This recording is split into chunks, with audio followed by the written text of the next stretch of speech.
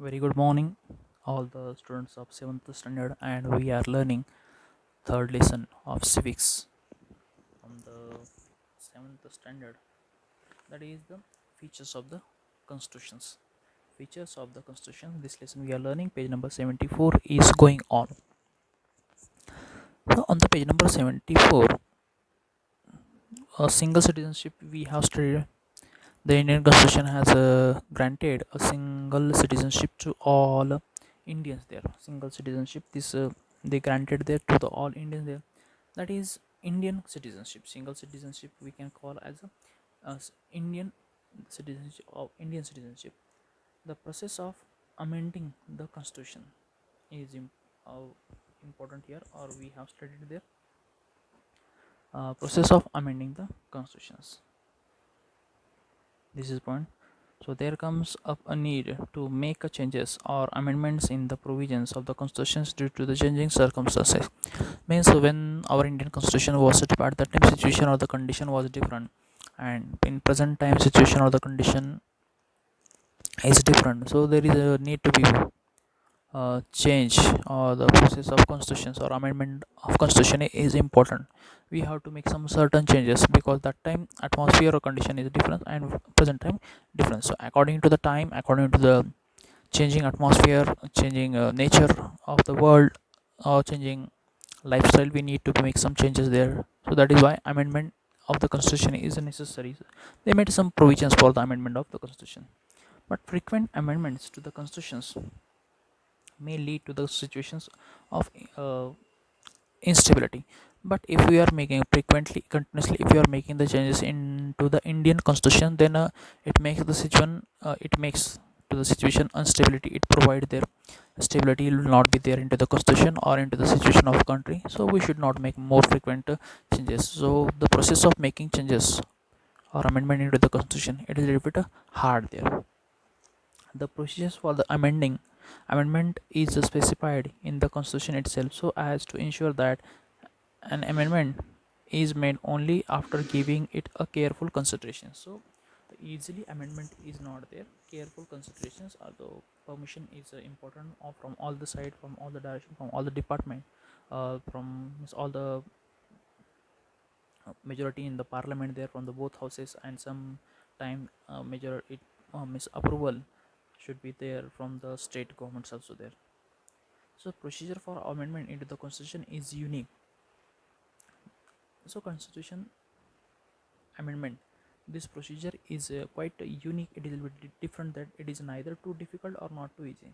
So easily we cannot make changes into the constitution, or also it is not more hard to make changes there. Our Indian constitution is neither soft or neither hard to change there. More scope has been provided for giving more considerations and thought to important amendment there. So more scope is there to include more thoughts or ideas there to make an changes into the amendment into the constitution for amendment there. The procedure is also flexible, and the procedure for making amendment or the changes into the constitution, it is also flexible to ensure that general amendments can be brought about easily. So what are the general amendment is there, small changes are there that we can make easily there. How many amendments have been made to the Indian constitution till the date? More than 100 amendments are there up to now. Election commission is there. You must have read about the election commission in the newspaper. Election commission department is there. We have studied about it in the about election commission departments during the time of election also. It's work, it is in active mode there. Throughout the years also it is active, 5 years term there. Since India has adopted a democratic form of government, people have to elect their representative periodically there. In our country, all the people, they elect their representative periodically, means up for the 5 years terms there, they elect their representatives. For this, the election has to be conducted in a free and fair atmosphere in our country there atmosphere. So for that purpose, we need to be elect our representatives in a free and fair atmospheres periodically after each and every 5 years there. Only then will citizens will be able to be elect a candidate of their choice without any fear or procedure.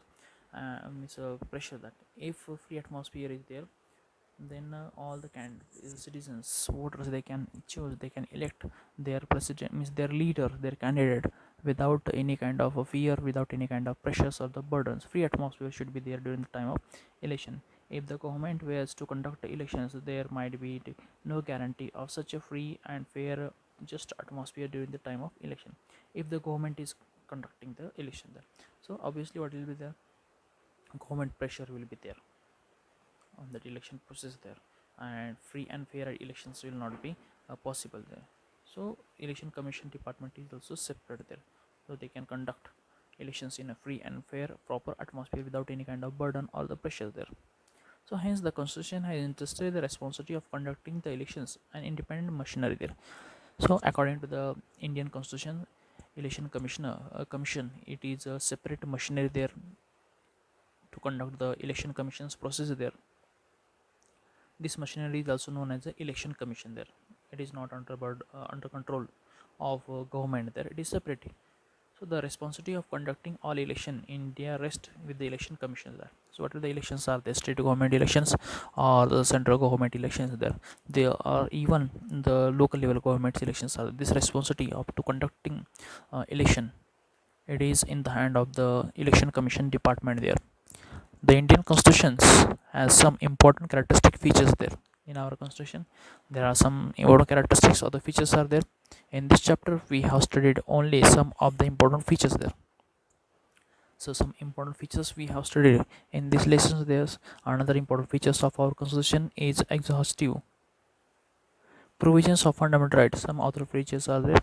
They are exhaustive provisions of fundamental right there. We shall study about them in the next chapter, means that is in the second term. We will see what are the other features are there about the amendment. So some questions are there. Who is the current chief election commissioner? So that we have to find out. What do you understand by the code of conduct for elections? This we have to explain. And what is the constituency, this is also you have to be explained. So in this way we have completed these lessons. These three questions are there for your practice exam, for your practice. Can you tell, you have to find out the meaning of this. Okay, thank you very much, bye.